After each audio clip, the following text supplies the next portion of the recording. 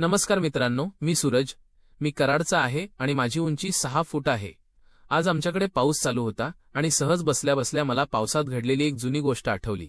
त्या आठवणीने मनात पुन्हा एकदा शहारे आले आणि तो प्रसंग डोळ्यासमोर ताजा झाला.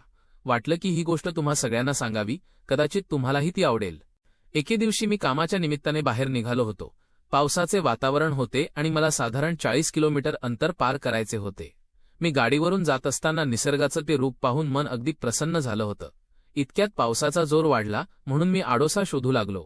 रस्त्याच्या कडेला मला एक शेड दिसली. ते एक बंदिस्त जुन्या पद्धतीचे शेड होते. मी गाडी बाजूला लावून आत गेलो. तिथे शेतीचे काही साहित्य ठेवलेले होते. आजूबाजूला फक्त शेती होती. कोणतेही घर किंवा दुकान नव्हते. फक्त पावसाचा आवाज आणि शांतता होती. मी दरवाजापाशी उभा राहून पाऊस कमी होण्याची वाट पाहत होतो. रस्त्यावर सामसूम होती. इतक्यात एक ॲक्टिवा येताना दिसली आणि ती त्याच शेडपाशी येऊन थांबली. त्या गाडीवर 2 स्त्रिया होत्या, ज्या पावसामुळे पूर्ण भिजल्या होत्या. त्यांनी मला पाहिले आणि मी त्यांना जागा देण्यासाठी आत सरकलो. त्या दोघी एकमेकींशी बोलत होत्या. संवादावरून कळले की त्या जिवलग मैत्रिणी आहेत आणि आपल्या तिसऱ्या मैत्रिणीला भेटायला निघाल्या आहेत. त्यांचे वय साधारण 32 ते 35 दरम्यान असावे. एकीने सलवार कुर्ता घातला होता आणि दुसरी जीन्स टॉपमध्ये होती. भिजल्यामुळे त्यांचे सौंदर्य अधिकच खुलून दिसत होते. मी चोरून त्यांच्याकडे पाहत होतो आणि माझ्या मनात त्यांच्याबद्दल आकर्षण निर्माण झाले होते. त्यातील एकीने मला गाव किती लांब आहे असे विचारले. मग आमचे बोलणे सुरू झाले. त्यांची नावे मनीषा आणि सायली होती. सायली गोरीपान होती तर मनीषा सावळी असली तरी खूपच आकर्षक होती. तिथे आजूबाजूला कोणीही नव्हते, त्यामुळे माझ्या मनात धाडस निर्माण झाले. मी म्हणालो, खूप थंडी वाजत आहे. त्यावर त्या दोघींनीही होकार दिला. माझ्या नजरेतील भाव त्यांना समजले असावेत. सायली माझ्याकडे पाहून किंचित हसली, जणू तिने मला संमतीच दिली होती. मी धाडस करून सायलीच्या खांद्यावर हात ठेवला. तिने काहीच विरोध केला नाही. हळूहळू आमचे जवळीक वाढू लागली आणि काही क्षणातच आम्ही एकमेकांच्या मिठीत शिरलो. आम्ही एकमेकांना उत्कटपणे प्रतिसाद देऊ लागलो. मनीषा हे सर्व पाहत होती आणि ती स्वतःला आवरू शकली नाही. तिनेही स्वतःचे आकर्षण व्यक्त करायला सुरुवात केली. त्या पावसाच्या वातावरणात आणि त्या एकांत जागी आम्ही तिघेही एकमेकांच्या प्रेमात पूर्णपणे बुडून गेलो होतो. मनीषा आणि सायली या दोघींनीही माझ्यासोबत अत्यंत जवळीक साधली. आम्ही तिघेही त्या क्षणाचा आनंद घेत होतो. त्या एकांत शेडमध्ये मी त्या दोघींच्या सहवासाचा पुरेपूर आनंद घेतला. पहिल्यांदा मी सायलीसोबत जवळीक साधली आणि नंतर मनीषासोबत. मनीषाने सुरुवातीला थोडा संकोच केला, पण नंतर तिनेही पूर्ण प्रतिसाद दिला. आम्ही तिघेही एकमेकांच्या शरीराचा आणि त्या वातावरणाचा आनंद घेत होतो. तो अनुभव माझ्यासाठी एखाद्या स्वप्नासारखा होता. काही वेळाने पाऊस थांबला. आम्ही तिघांनी स्वतःला सावरले आणि बाहेर आलो. निसर्गाचे रूप आता अधिकच ताजेतवाने वाटत होते. त्यांनी माझा नंबर घेतला आणि निरोप घेऊन त्या निघून गेल्या. एकाच वेळी 2 सुंदर स्त्रियांसोबत घालवलेले ते क्षण मी कधीही विसरू शकणार नाही. त्या दिवशी त्या शेडमध्ये घालवलेले ते रोमहर्षक क्षण माझ्या डोळ्यासमोरून हलत नव्हते.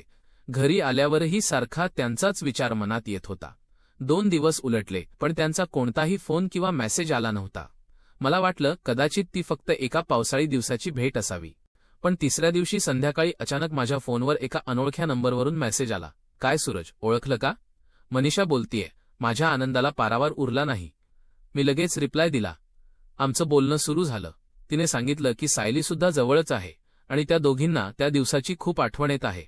मनीषा म्हणाली, त्या दिवशी पावसाने साथ दिली, पण यावेळी आम्हाला कोणतीही घाई नकोय. तू उद्या सातारा रोडवरच्या एका फार्महाऊसवर येऊ शकशील का? तिथे सायलीची ओळख आहे. मी लगेच होकार दिला.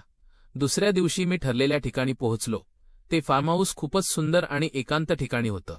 मी तिथे पोहोचलो तेव्हा मनीषा आणि सायली माझीच वाट पाहत होत्या. यावेळी त्या भिजल्या नव्हत्या, पण तरीही त्या दिवशीपेक्षा जास्त सुंदर दिसत होत्या. सायलीने साडी नेसली होती आणि मनीषाने वन पीस घातला होता. आम्ही आत गेल्यावर सायलीने दरवाजा लावून घेतला. आता तिथे फक्त आम्ही तिघच होतो. त्या म्हणाल्या, त्या दिवशी त्या शेडमध्ये आम्हाला खूप संकोच वाटत होता, पण आज आपण मनमोकळेपणे एकमेकांचा आनंद घेऊ शकतो. पुन्हा एकदा तोच प्रवास सुरू झाला. यावेळी सुरुवात सायलीने केली. तिने माझं स्वागत एका घट्ट मिठीने केलं. मनीषाने मागून येऊन मला विळखा घातला. त्या दिवशी जे काही अपूर्ण राहिलं होतं ते आज पूर्ण होणार होतं. आम्ही तिघेही सोफ्यावर विसावलो. मनीषाने हळूच गाणी लावली आणि वातावरणात एक वेगळीच नशा चढली. मी सायलीच्या साडीचे पदर हळुवारपणे बाजूला केले. तिचं ते रूप पाहून मी पुन्हा एकदा तिच्या प्रेमात पडलो. दुसरीकडे मनीषा माझ्यासोबत जवळीक साधत होती. आम्ही तिघेही कपड्यांच्या बंधनातून मुक्त झालो. यावेळी कोणतीही भीती नव्हती की कोणी येईल. मी मनीषा आणि सायली या दोघींनाही आळीपाळीने माझ्या प्रेमाचा अनुभव देत होतो. सायलीने जेव्हा मला प्रतिसाद दिला तेव्हा मनीषा आमच्याकडे पाहून स्वतःला सावरत होती. मग मी मनीषाला जवळ घेतलं.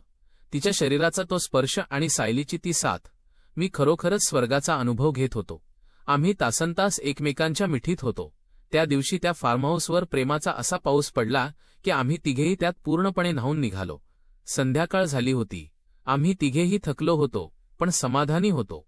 निघताना सायलीने माझ्या गालावर पापा घेतला आणि म्हणाली, हे तर फक्त सुरुवात आहे सूरज, अशा पावसाळी भेटी आता वारंवार होतील. मी तिथून निघालो खरा, पण माझं मन अजूनही त्या फार्महाऊसवरच रेंगाळत होतं.